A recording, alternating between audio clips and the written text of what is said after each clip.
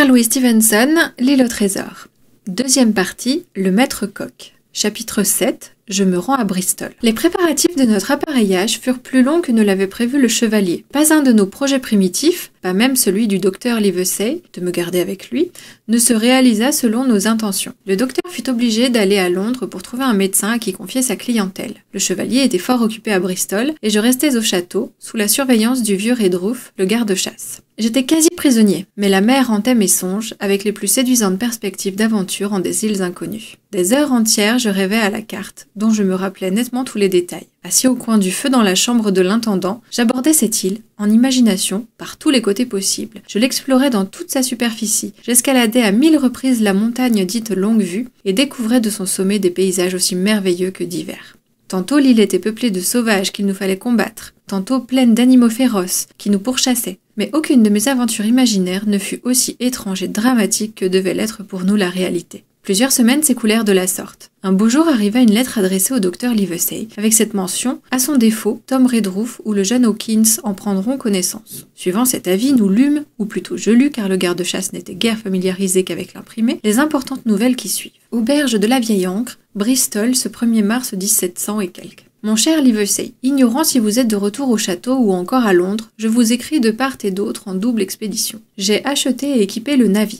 Il est à l'ancre, prêt à l'appareiller. Vous ne pouvez imaginer goélette plus exquise. Un enfant la manœuvrerait. 200 tonneaux. Non. Hispaniola. Je l'ai eu par l'intermédiaire de mon vieil ami Brandley, qui s'est conduit là comme le plus étonnant des bons bougres. Ce merveilleux gars s'est dévoué littéralement à mon service, et je dois dire que tout le monde dans Bristol en a fait autant, dès qu'on a eu vent du port vers lequel nous cinglons, c'est-à-dire le trésor. Redruth, dis-je, interrompant ma lecture. Voilà qui ne plaira guère au docteur Livesey. Monsieur le chevalier a parlé pour finir. Eh mais, n'en a-t-il pas bien le droit ? Grommela le garde-chasse. Ce serait un peu fort que monsieur le chevalier doive se taire à cause du docteur Livesey, il me semble. Sur quoi je renonçai à tout commentaire, et lus sans plus m'interrompre. C'est lui, Brandley, qui dénicha l'Hispaniola, et il manœuvra si admirablement qu'il réussit à l'avoir pour un morceau de pain. Il y a dans Bristol une catégorie de gens excessivement prévenus contre Brandley. Ils vont jusqu'à déclarer que cette honnête créature ferait n'importe quoi pour de l'argent, que l'Hispaniola lui appartenait et qu'il me l'a vendu ridiculement cher. Calomnie trop évidente. Nul d'ailleurs n'ose contester les mérites du navire. Jusque-là, pas une anicroche. Les ouvriers, gréeurs et autres étaient, il est vrai, d'une lenteur assommante. Mais le temps y apportait remède. Mon vrai souci concernait l'équipage. Je voulais une bonne vingtaine d'hommes en cas de rencontre avec des indigènes, des forbans ou ces maudits français, et j'avais eu une peine du diable à en recruter une pauvre demi-douzaine, lorsqu'un coup de chance des plus remarquables me mit en présence de l'homme qu'il me fallait. Je liai conversation avec lui par un pur hasard, comme je me trouvais sur le quai. J'appris que c'était un vieux marin qui tenait un cabaret et connaissait tous les navigateurs de Bristol. Il en devenait malade de rester à terre et n'attendait qu'un bon engagement de maître coq pour reprendre la mer. C'était, me conta-t-il, pour aspirer un peu l'air salin qu'il s'était traîné jusque-là ce matin. Je fus excessivement touché, vous l'auriez été vous-même, et par pure compassion je l'enrôlai sur le champ comme maître coq du navire. Il s'appelle Long John Silver, et il lui manque une jambe. Mais c'est à mes yeux un mérite, car il l'a perdu en défendant son pays sous les ordres de l'immortel Hawke. Et il n'a pas de pension, Livesey. Songez en quelle abominable époque nous vivons. Eh bien, monsieur, je croyais avoir simplement trouvé un cuisinier, mais c'est tout un équipage que j'avais rencontré. À nous deux, Silver et moi, nous recrutâmes en peu de jours une troupe des plus solides vieux loups de mer qu'on puisse imaginer. Pas jolis, mais à en juger par leur mine, des gars d'un courage à toute épreuve.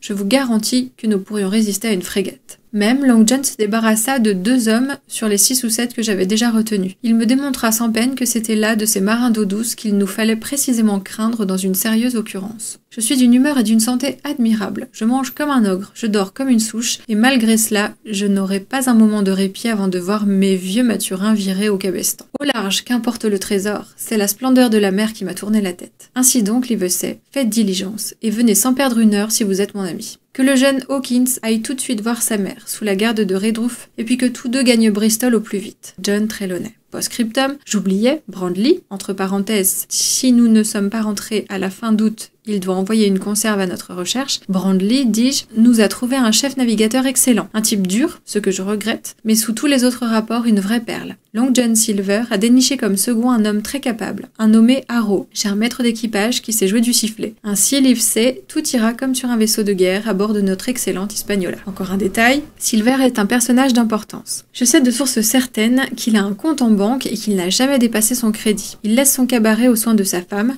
et celle-ci étant une négresse, 2 vieux célibataires comme vous et moi sont autorisés à croire que c'est à cause de sa femme et non seulement pour sa santé qu'il désire à nouveau courir le monde. J.T. PPS, Hawkins peut passer 24 heures chez sa mère. JT. On peut imaginer l'enthousiasme où me jeta cette lettre. Je ne me reconnaissais plus de joie. Je voyais avec un mépris souverain le vieux Tom Redruth, qui ne savait que geindre et récriminer. Tous les gardes-chasse en second, sans exception, auraient volontiers pris sa place. Mais tel n'était pas le bon plaisir du chevalier, lequel bon plaisir faisait la loi parmi eux. Même nul autre que le vieux Redruth ne se fut hasardé à murmurer. Le lendemain matin, nous fîmes la route à pied, lui et moi, jusqu'à l'amiral Benbow, où je trouvais ma mère bien portante et gaie. Le capitaine, qui nous avait tant et si longtemps persécutés, s'en était allé là où les méchants ne peuvent plus nuire. Le chevalier avait tout fait réparer dans l'auberge, et repeindre l'enseigne et le débit, où il avait ajouté quelques meubles, entre autres un bon fauteuil pour ma mère à son comptoir. Il lui avait aussi trouvé un gamin comme apprenti, si bien qu'elle ne resterait pas seule durant mon absence. C'est à la vue du garçon que je commençais à comprendre ma situation. Jusque-là, j'avais pensé uniquement aux aventures qui m'attendaient, et non à la demeure que je quittais. Aussi, en voyant ce gauche étranger destiné à tenir ma place auprès de ma mère, j'eus ma première crise de larmes. J'ai bien peur d'avoir fait une vie de chien à ce garçon, car, étant neuf au travail, il m'offrit 1000 occasions de le réprimander et de l'humilier, et je ne manquais pas d'en profiter. La nuit passa, et le lendemain, après dîner, Redruth et moi nous remîmes en route. Je dis adieu à ma mère, à la crique où j'avais vécu depuis ma naissance, et au cher vieil amiral Benbow, un peu moins cher toutefois, depuis qu'il était repeint. L'une de mes dernières pensées fut pour le capitaine, qui avait si souvent rôdé sur la grève avec son tricorne, sa balafre et sa vieille lunette de cuivre. Un instant plus tard, nous prenions le tournant, et ma demeure disparaissait à mes yeux. Vers le soir, la malle-poste nous prit au Royal George sur la lande. J'y fus encaqué entre Redruth et un gros vieux monsieur, mais en dépit de notre course rapide du froid de la nuit, je ne tardai point à m'assoupir, et dormis comme une souche par monts et par vaux, et de relais en relais. Une bourrade dans les côtes me réveilla enfin, et je m'aperçus en ouvrant les yeux qu'il faisait grand jour, et que nous étions arrêtés en face d'un grand bâtiment, dans une rue de ville. « Où sommes-nous » demandai-je. « À Bristol » répondit Tom. « Descendez »